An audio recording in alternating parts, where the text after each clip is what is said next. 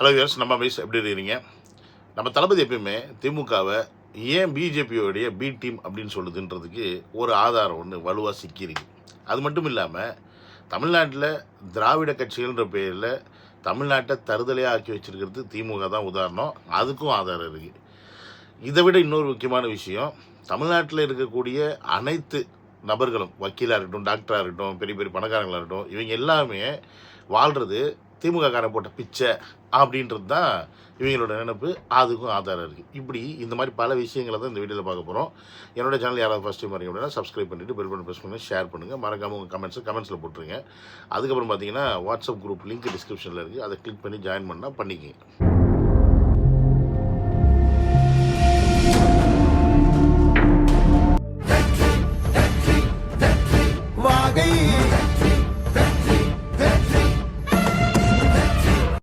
Welcome to Vijay stock and welcome to another video.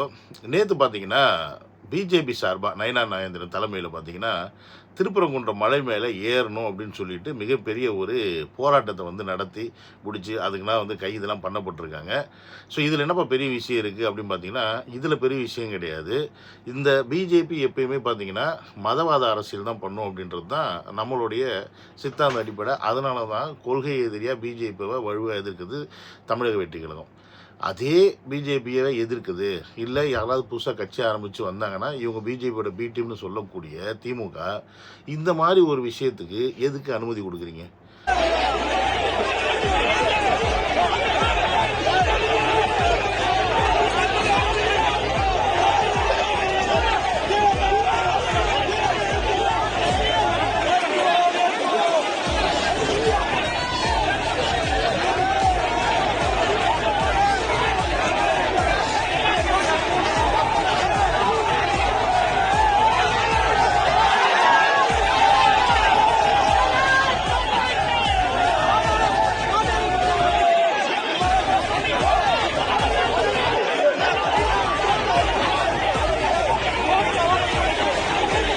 சாதாரண ஒரு பிரச்சாரம் பண்ணுறதுக்கு, இல்லை பப்ளிக் கேதரிங் பண்ணுறதுக்கு, மக்களை மீட் பண்ணுறதுக்கு தமிழக வெற்றி கழகம் அனுமதி கேட்டால் அதுக்கு கொடுக்க மறுக்கிற இந்த அரசாங்கம் இது போன்ற மதவாத சக்திகளை உள்ளே ஏவி விட்டு இவங்க ஒரு பிரச்சனையை பண்ணுறதுக்கு எதுக்கு அனுமதி கொடுக்கணும்?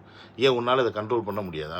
இப்படி தான் பார்த்தீங்கன்னா இந்த ரம்ஜான் டைம் இல்லை, இப்போ ரீசெண்டாக ஒரு விநாயகர் சதுர்த்தி வந்துச்சுல, அந்த டயத்தில் பார்த்தீங்கன்னா மசூதி எங்கே இருக்கோ அதை மறைக்கிற மாதிரி பாலத்தில் துணியை கட்டி விட்றது. இப்போ நான் என்ன கேட்குறேன், ஒரு மசூதியை நீ மறைக்கணும் அப்படின்னும் போது அந்த துணியை கட்டுறேன்னா அந்த பக்கம் போகிறவனுக்கு இங்கே ஏன்டா துணி கட்டியிருக்குன்னு தோணும். இந்த துணியை பார்த்தா அது பின்னாடி என்ன இருக்குன்னா மசூதி இருக்குன்னு தோணும். அப்போ இதில் நீ என்ன பண்ண விரும்புகிற? மக்களை பிரெயின் வாஷ் பண்ணி பிரச்சனையை கிளப்பி விட பார்க்குறியா, இல்லை மதவாதத்தை தூண்டி விட பார்க்குறியா, என்ன பண்ண பார்க்குற? இல்லை பிஜேபிக்காரனுக்கு சப்போஸ் நீங்கள் இந்த பர்மிஷன்லாம் கொடுக்கல அப்படின்னா உங்கள் வீட்டுக்கு இடி ஓடி ஏடி எல்லாம் வந்துடுவாங்கன்ற பயமா? என்ன பயம் எம்கே ஸ்டாலின் அவர்களுக்கு அப்படின்றத இங்கே நம்ம கேள்வியை வைக்கிறோம். உனக்கு உண்மையாலுமே பிஜேபி எதிரி அப்படின்னா இந்த மாதிரி மதவாத சக்திகளை ஏன் அனுமதிக்கிற? எதுக்கு நீ அலோவ் பண்ணணும்? பண்ணாமல் இருக்கலாம்ல. தமிழ்நாட்டில் யார் கட்சி தொடங்கி வந்தாலும் அவங்க பிஜேபி பி டீம்னா அப்போ நீ யார்? இதை தான் தளபதி அவர்கள் சொன்னார் ரொம்ப தெளிவாக. எடுப்பார் கைப்பிள்ளை போல் திமுக பிஜேபிக்கு செயல்பட்டு வருகிறது, கள்ள கூட்டணி வச்சிருக்கு அப்படின்றது இந்த ஒரு விஷயத்துலேருந்தே ஊர்ஜிதமாகுது. ரெண்டாவது என்னென்னு பார்த்தீங்கன்னா, திமுக தமிழகத்தில் கால் ஊன்றதுக்கு முக்கிய காரணமே என்னென்னு பார்த்தீங்கன்னா, பெரியாரை பின்பற்றி வந்ததும் ஜாதியை ஒழிப்பை நாங்கள் கையில் எடுப்போம், ஜாதியை நாங்கள் ஊக்குவிக்க மாட்டோம் அப்படின்றது தான் அவங்களோட மிகப்பெரிய ஒரு கொள்கையாக வச்சுக்கிட்டு இன்றைக்கு வரைக்கும் ஜாதியற்ற மதமற்ற அரசியலை நாங்கள் கொடுப்போம் அப்படின்னு சொல்லி தமிழ்நாட்டில் கால் ஊன்றி இருக்கிற ஒரு கட்சி அப்படின்னா திமுக. ஸோ ஆனால் தமிழ்நாட்டுடைய ஜாதியை வளர்ப்பதே யாருன்னு பார்த்தீங்கன்னா திமுக தான். அப்படின்னா அது எத்தனை பேர் நீங்கள் ஒத்துப்பீங்க? ஆனால் ஒத்துக்கிட்டு தான் ஆகணும். ஏன்னா இந்த வீடியோ பாருங்கள்.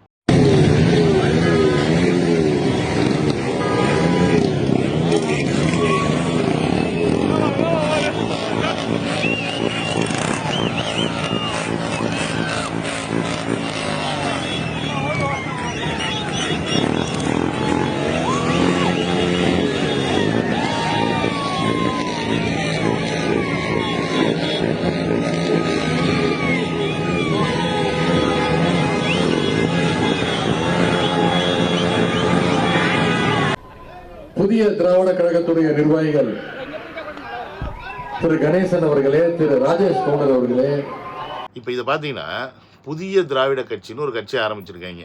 இதில் அந்த ஆள் பேர்லாம் நமக்கு யாருன்னு தெரியல. உதயநிதி என்ன சொல்கிறாருன்னு பார்த்தீங்கன்னா, அவர் பேரை சொல்லி கவுண்டரு கவுண்டரு கவுண்டரு கவுண்டருன்னு வார்த்தைக்கு வார்த்தை அவருடைய ஜாதி பேரை அந்த இடத்துல பதிவு பண்ணுறாரு. இப்படி நீங்கள் ஜாதி பேரை பதிவு பண்ணிட்டீங்கன்னா அப்புறம் எப்படி உங்கள் கட்சி வந்து ஜாதிக்கு அகேன்ஸ்டாக இருக்க கட்சியாகும்? அப்புறம் எப்படி நீங்கள் பெரியாரிஸ்ட்டை வந்து நீங்கள் ஃபாலோ பண்ணுறதா இருக்கும்? அப்புறம் எப்படி நீங்கள் வந்து சமூக நீதி பேசுகிறதா இருக்கும்? இப்படி பல கேள்விகள் வருதுல்ல. ஆனால் இதுதான் உண்மை. ஜாதியை வளர்க்குறது தான் இவங்களோட வேலையே. ஜாதியை வைத்து அரசியல் பண்ணுறது தான் திமுகவோட சூழ்ச்சியே. இதை தமிழ்நாடு மக்கள் புரிஞ்சுக்கிட்டாங்களா புரிஞ்சுக்கலையான்னு கேட்டிங்கன்னா புரிஞ்சுக்கல. ஏன்னு கேட்டிங்கன்னா அவங்களுக்கு ஜாதி தான் ரொம்ப முக்கியமாக இருக்கே ஒழிய தன்னுடைய வாழ்க்கை தராதரம் மேலே வரணும் அப்படின்ற அந்த அக்கறை கிடையாது. அதுதான் இங்கே பிரச்சனையே. ஒவ்வொரு ஜாதியிலையுமே பணக்காரனும் இருக்கான், என் நடுத்தர வர்க்கமும் இருக்கான், கீழே இருக்கவனும் இருக்கான். ஆனால் எல்லா ஜாதிக்காரனும் அந்த ஜாதியில் இருக்க பணக்காரன் என்ன சொல்கிறானோ அது கீழே இருக்கிறவன் கேட்பான். ஏன்னா அவன் தான் ஏதோ வந்து இவனுக்கு எல்லாமே செஞ்சிட போகிற மாதிரி. ஆனால் இவனால் ஒன்றும் செய்ய போகிறது கிடையாது. அப்படி செய்கிற மாதிரி இருந்தால் கூட பரவாயில்ல போய் செய்யுங்கடா அப்படின்னு சொல்லலாம். எல்லாம் அவனை போய் நீங்கள் என்ன வேணால் பண்ணுங்கடா, பூஜை பண்ணுற மாதிரி கூட பண்ணுங்கடான்னு சொல்லலாம். ஆனால் அப்படிலாம் எதுவுமே செய்யாத ஒருத்தரை தூக்கி வச்சுக்கிட்டு பேருக்கு ஜாதின்ற பெருமையில் சுற்றிக்கிட்டு கடைசியில் நான் திமுககாரன், நான் அதிமுககாரன் அப்படின்ற பேரில் வந்து ஓட்டை போட்டு தமிழ்நாடை நாசம் பண்ணி வைக்கிறதும் நம்ம மக்கள் தான். இந்த மக்களோட மென்டாலிட்டியை புரிஞ்சுக்கிட்டு அவங்கள வளரவே கூடாது, அவங்கள யோசிக்கவே கூடாதுன்றதுக்காக மது, போதை, அப்புறம் பார்த்திங்கன்னா என்ன வேணால் பண்ணிக்கங்கடா எங்கள் ஆட்சியில் நாங்கள் கண்டுக்க மாட்டோம் அப்படின்ற ஒரு தோரணையில் கட்சி நடத்துகிற ஒரு கேடுகெட்ட கட்சி தான் திமுக கட்சி. புதுசா வந்தவன்லாம் பேசுறான்னா அவனுக்கு ஒரே பதில் சொல்லுங்க. இன்னைக்கு 200 கோடி ரூபாய் ஒரு படத்துக்கு வாங்குறானுங்கன்னா அது இந்த திமுக திராவிட முன்னேற்ற கழகம் போட்ட பிச்சை. அந்த பிச்சைன்னு சொல்றதுன்னா பேசுவாங்க. நான் ஓப்பனா சொல்றேன். திமுகன்னு ஒரு கட்சி தமிழ்நாட்டில் இல்லைன்னா 200 கோடி ரூபாய் சினிமாவுக்கு வாங்கியிருக்க முடியாது. இந்த திமுக இல்லாம இருந்ததுன்னா இவெல்லாம் பிளாட்பாரத்தில் பிச்சை எடுத்துக்க வேண்டிய ஆள். பிச்சைக்கார மாதிரிங்கிற மூஞ்சை வச்சுக்கிட்டு பிளாட்பாரத்தில் பிச்சை எடுக்கிற மாதிரி முகத்தை வச்சு நிற்கிறவனுக்கு எல்லாம் 200 கோடி ரூபாய் சினிமாவில் வருதுன்னா இவர் தான் last but not least RS Bharathi. இவர் பேசினாவே வைரல் தான். இவர் வந்து பேசினாரே பிச்சை போடுறோம் பிச்சை போடுறோம் பிச்சை போடுறோம். டே பிச்சை போடுறவங்கள்ட்ட போய் பேசுகிறேன். நாய் டம்ளர் குரூப்ஸை பார்த்து நீ இதை சொன்னேன்னா அதை வந்து ஒத்துக்கலாம்.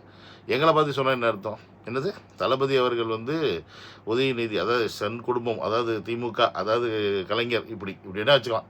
இவங்கெல்லாம் போட்ட பிச்சையில் தான் 200 கோடி வந்து சம்பாதிக்கிறாரா? இல்லை எந்த கேன புயலாவது இதை சொல்லுவானா? இல்லை எனக்கு தெரியல. நீங்களாம் எப்படி அந்த இடத்துல உட்காந்துருக்கீங்கன்னு தெரியல. எந்த கேன புயலாவது இதை சொல்லுவானா? ஏன்னு கேட்டிங்கன்னா ஒருத்தர் நீ 200 கோடி சம்பளம் கொடுக்குற அப்படின்னா வருமானம் இல்லாமல் ப்ராஃபிட் இல்லாமல் எப்படா கொடுப்பீங்க கூமுட்டை பயில அப்படின்னு கேட்குறது கேள்வி ஒன்று இருக்குல்ல. இப்போ 200 கோடி விஜய்க்கு தூக்கி உதயநிதி கொடுக்கட்டும் இல்லை ஸ்டாலின் அவர்களே கொடுக்கட்டுமே. எப்படி கொடுத்தாங்க? சும்மா அவர் வீட்டு காசத்துக்கு இந்தாப்பா ராசா வச்சுக்க அப்படின்னு சொல்லி கொடுத்தாங்களா? இல்லை. அவர் நடித்த படங்கள் வெற்றி பெற்றனால அவருக்கு கேட்ட சம்பளத்தை கொடுக்குறாங்க. என்ன கேட்டால் ரெட் ஜெயண்ட்னு ஒன்று ஆரம்பிக்கிறதுக்கு உதவியாக இருந்ததே விஜய் தானே. குருவி படத்தில் வந்து நடிச்சு கொடுங்கன்னு கேட்டது யார்? உதயநிதி தானே.